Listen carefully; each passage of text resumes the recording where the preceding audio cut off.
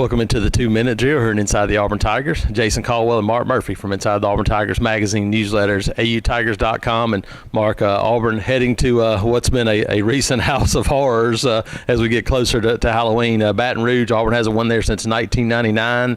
Been outscored 83-3 in the first half of games the last 4 times down in Baton Rouge. And Mark, when you start looking at must-dos for the Auburn Tigers heading to Baton Rouge, I think the first thing you got to do is get off to a good start. Oh, I agree, and you're right about Auburn's gotten out of games down in Baton Rouge recently, very early in the contest. Even the 2013 team that won the SEC championship, they had a horrible start to that game, made a wild rally in the second half in the rain and came up short. So, you are so right as a key. The first 3 SEC games, Auburn has gotten off to great starts in the first quarter, been up in good shape at halftime. It'd be interesting to see if they can make it 4 in a row. I agree, Mark. I think you look from an offensive standpoint.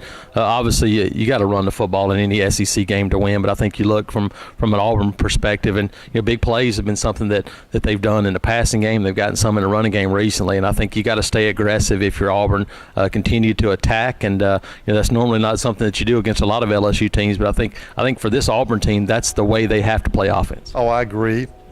And LSU's still good on defense. Now they don't have, absolutely great defensive backs like some of their teams have had, so there's no reason not to attack them through the air.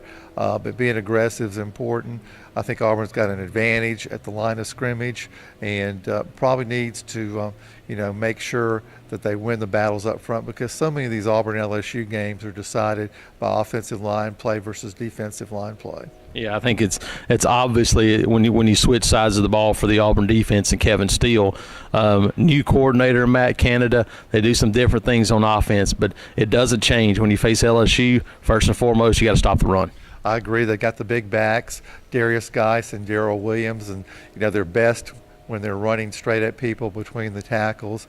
Danny Etling is okay. He's got decent numbers, but he's not a guy like Shea Patterson last week that you have to really be super concerned about as a defensive coordinator. Yeah, LSU, even though it's not an option-based offense, very similar to Mississippi State in that their passing game really feeds off the running game. If you allow them to get started running, it sets up the play-action passes. That really opens up their offense. I think if you're Auburn, always in SEC games, run the ball, stop the run. But I think you look, Mark, and getting off to a good start. And then special teams. Special teams has been a bugaboo for Auburn in some games at Baton Rouge. Auburn needs to be solid in special teams on Saturday. And I think they are.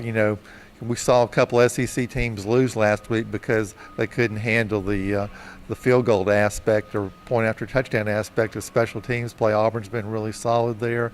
Auburn's been good on kick coverage. LSU's got a punt returner, DJ Chark, who has got 1 touchdown. But, there's no reason Auburn can't go down there and play well in all 3 phases. Absolutely. Play well in all 3 phases. And as Gus Malzahn keeps preaching, improvement. If Auburn does those things and improves as a team, they have a great chance to come out of Baton Rouge with the first win since 1999. Jason Caldwell and Mark Murphy, Inside the Auburn Tigers.